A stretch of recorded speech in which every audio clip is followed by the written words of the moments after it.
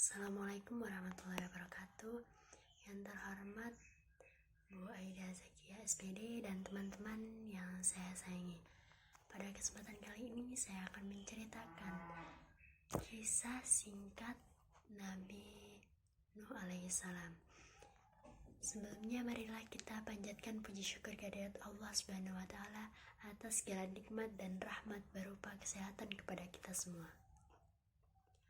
Nabi Nuh alaihissalam adalah salah satu nabi dari orang nabi yang bergelar Ulul Azmi, yaitu nabi yang memiliki kesabaran, ketabahan, dan keteguhan hati yang luar biasa.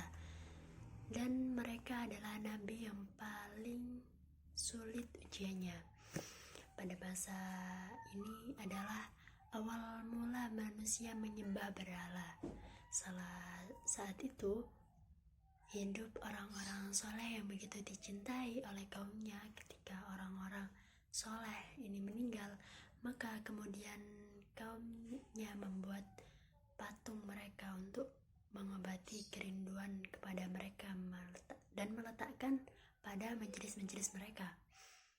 Seiring berjalannya waktu, anak cucu dari kaum ini tidak mengetahui bahwa mereka ini orang soleh dan menganggap patung itu sebagai berhala dan menyembah mereka.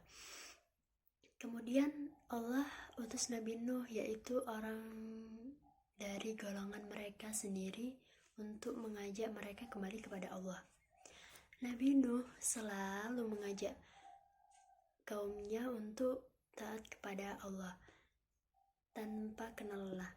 Namun hanya sebagian kecil saja dari kalangan orang kafir yang mau mengikuti, dan orang-orang dari kaumnya yang derajatnya tinggi menolak dakwah Nabi Nuh dan menghina, mencela, serta memusuhi dengan nyata. Bahkan anak dan istri Nabi Nuh pun ikut menolak dakwah dari Nabi Nuh ini. Nabi Nuh berdakwah kepada kaumnya selama 950 tahun. Suatu saat kaumnya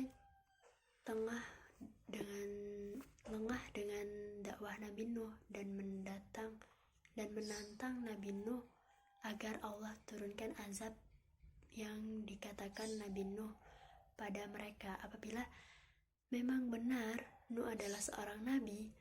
Dengan rasa sedih, Nabi Nuh berdoa kepada Allah, dan Allah perintahkan ia dan pengikutnya membuat sebuah bahtera besar atau kapal besar untuk memasukkan orang-orang yang beriman ke dalamnya.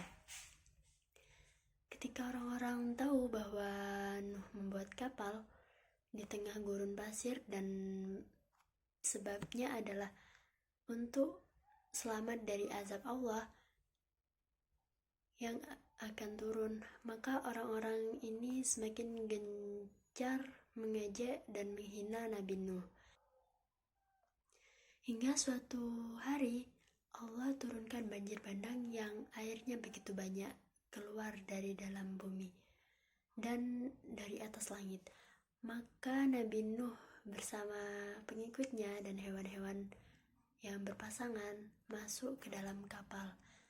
Saat itu Allah menenggelamkan seluruh daratan, bahkan hingga ke puncak gunung, sehingga orang-orang kafir yang meminta azab ini habis, tidak tersisa, termasuk anak dan istri Nabi Nuh. Demikian yang bisa saya sampaikan.